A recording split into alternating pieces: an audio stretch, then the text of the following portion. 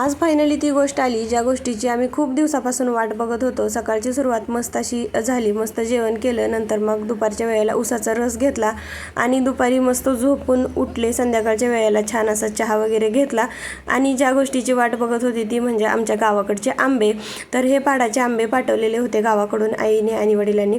तर माझा भाऊ आला होता संध्याकाळच्या वेळेला, मुलांना काही खेळणी आणली होती, बॅट बॉल, त्याचबरोबर त्यांना टाळ वगैरे आणले होते आणि खाऊ पण थोडासा आणला होता। आणि हे काही सामान घरून पाठवलेलं होतं, त्यामध्ये होते ह्या कच्च्या कैऱ्या, त्याचबरोबर केळी पाठवलेली, खूप सारी केळी तो घेऊन आलेला आणि थोडासा ऊस पण आणलेला, स्वराजला आवडतो म्हणून। त्याचबरोबर ह्यामध्ये होता तांदूळ आणि रेशनचा तांदूळ होता, तो थोडासाच दिलेला इडली करण्यासाठी। आणि ह्यामध्ये होत्या शेवया मुलांना खूप आवडतात, म्हणजे मी उपीट करते ना मॅगी मसाला घालून, तर ते मॅगी म्हणून खातात। तांदूळ पण थोडासाच दिलेला कारण त्याला जास्त ओझं नको व्हायला म्हणून, लसूण दिलेला, त्याचबरोबर ह्यात होते सांडगे, त्याचबरोबर आमच्या रानातल्या मिरच्या होत्या। ह्या सगळं सामान दिलं होतं त्यांनी थोडं थोडं करून। यामध्ये शेवग्याच्या शेंगा होत्या, ह्या पण आमच्या रानातल्या झाडाचे शेवग्याच्या शेंगा आहेत। त्याचबरोबर टोमॅटो पण दिली होती आईनं, आणि आईचं असंच असतं, काही दिसेल ते आई पिशवीत टाकत असते।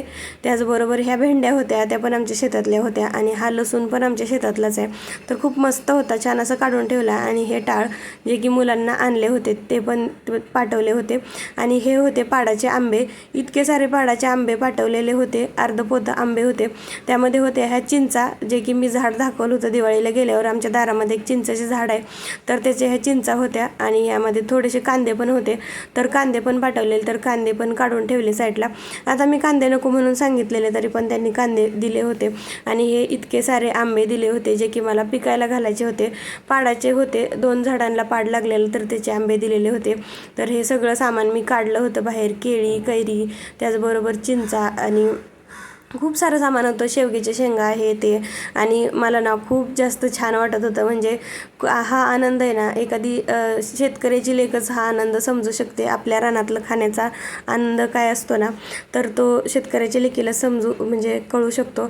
तर खूप छान वाटत होतं। आणि ही एक स्टीलची बॉटल पण पाठवली होती, त्यांना भांड्याचं एक किट भेटलेलं, त्यामध्ये स्टीलच्या बॉटल भेटलेलं, त्या पाठवलेल्या। मुलांना किचन, माझ्यासाठी सिंदूर आणि बांगड्या, ह्या आईना चिंचणीला जाते मायाका देवीला, तर तिथून आम्हाला बांगड्या वगैरे आणत असते। त्याच्यासोबत जाणाऱ्या इतर बायका चुडं पाटल्या वगैरे घेतात, घालतात, त्यांच्या सुनांना लेकींना घेऊन येतात, पण आमची आई अशाच बांगड्या आणते, कारण आम्ही अशाच बांगड्या घालतो म्हणून। आणलेलं जे काही सामान होतं तर ते भरून ठेवायचं माझं काम चालू होतं, सगळं सामान भरून ठेवलं। आता इतकं सारं सामान तो घेऊन आला होता, तरी पण आईचा फोन आला की अगं कुरड्या पापड्या इथंच विसरून गेला म्हणून। असं आता ह्या महिन्याच्या शेवटच्या आठवड्यात जाईनच आम्ही गावाला, तेव्हा आणेन। बाहेर गेलो, मस्त पाणीपुरी खाल्ली, दाबेली खाल्ली। व्हिडिओ आवडला तर लाईक करा, शेअर करा, बाय बाय।